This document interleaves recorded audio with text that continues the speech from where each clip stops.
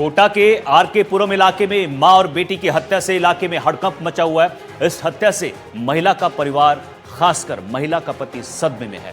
कोटा में हुई इस हत्या ने अपने साथ कई सवाल छोड़ दिए हैं, क्योंकि जहां पर यह हत्या हुई वहां पर 3 कप चाय की प्याली भी रखी हुई थी। ऐसा मालूम पड़ता है कि हत्या से पहले यहां पर कुछ लोगों ने आराम से चाय पी, बातचीत की और फिर अपराधियों ने महिला और बच्ची की हत्या कर दी। सवाल यह है कि क्या अपराधी महिला और उसके परिवार को जानते थे? कोटा से हमारे सहयोगी शाकिर अली की रिपोर्ट देखिए।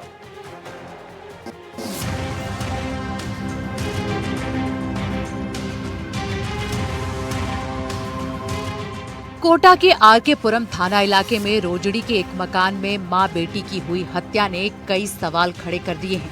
गमगीन माहौल में पुलिस ने शवों का पोस्टमार्टम करवाकर परिजनों को सौंप दिया है, लेकिन आखिर हत्या की वजह क्या रही और कौन थे हत्यारे?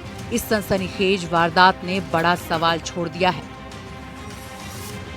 अपनी पत्नी और बेटी को खो चुके भगवान वैष्णव को परिवार के लोग दिलासा दे रहे हैं, उसकी हिम्मत बढ़ाने का काम कर रहे हैं, लेकिन जो वारदात हुई है उस वारदात से पूरा परिवार उजड़ गया। अब भगवान वैष्णव का 1.5 साल का बच्चा है। पत्नी ज्योति और 8 साल की मासूम पलक की किसने हत्या की और हत्या की वजह क्या है? ये सवाल बार बार एक पति और एक पिता के जहन में वारदात के बाद से लगातार उठ रहा है। रोजड़ी निवासी लैब टेक्नीशियन भगवान दास वैष्णव की पत्नी ज्योति और 8 वर्षीय बेटी की अज्ञात बदमाशों ने गला घोंटकर हत्या कर दी। घर से जेवरात और मोबाइल भी गायब है। वहीं 1.5 साल के मासूम पालने में ही झूले में रोता हुआ मिला था। क्योंकि मैं किचन की तरफ नहीं देखा था, मैं तो डायरेक्ट मेरी बेटी मिली और मैं उसको उठा के मैंने कहा जितना जल्दी हो सके उतना जल्दी इसको हॉस्पिटल पहुंचाया जाए ताकि इसकी जान बच जाए।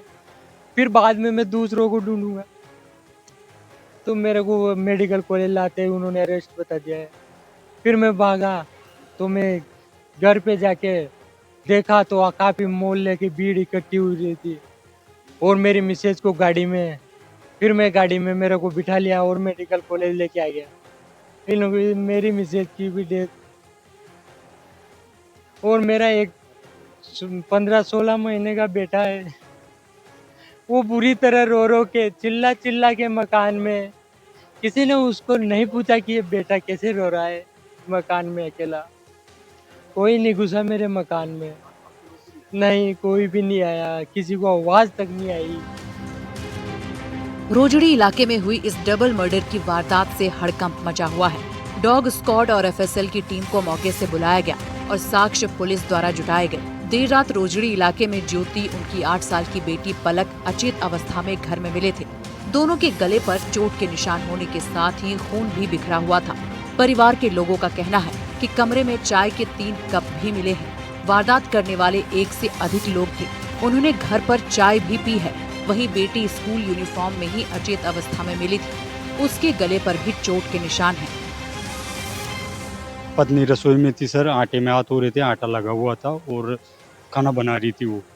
तो पहले वो बच्ची को लेके आया, फिर बाद में जैसे वो घर वापस पहुंचा पत्नी को लेने, तो वो मोहल्ले वाले उसको गाड़ी में बिठा के ला रहे थे। जितने में चल गया तो गाड़ी में बैठ के उनके साथ ही मेडिकल कॉलेज आ गया सर। और मेडिकल कॉलेज आते ही नहीं है सर कोई भी मोहल्ले वाले, मेडिकल कॉलेज आते ही उन दोनों को मृत घोषित कर दिया सर। और बच्चा है 1 साल का, जो दिन भर झूले में था, जो रो रो के बेहोश हो गया, उसको जेके हॉस्पिटल में भर्ती कराया गया।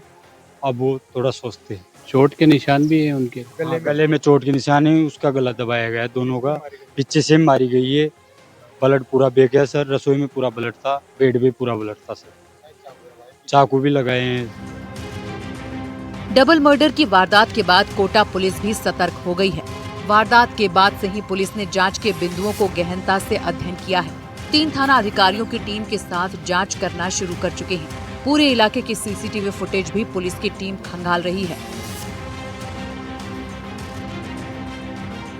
डबल मर्डर का कारण लूट है या फिर कोई अन्य कारण, ये पुलिस की जांच में ही स्पष्ट हो जाएगा।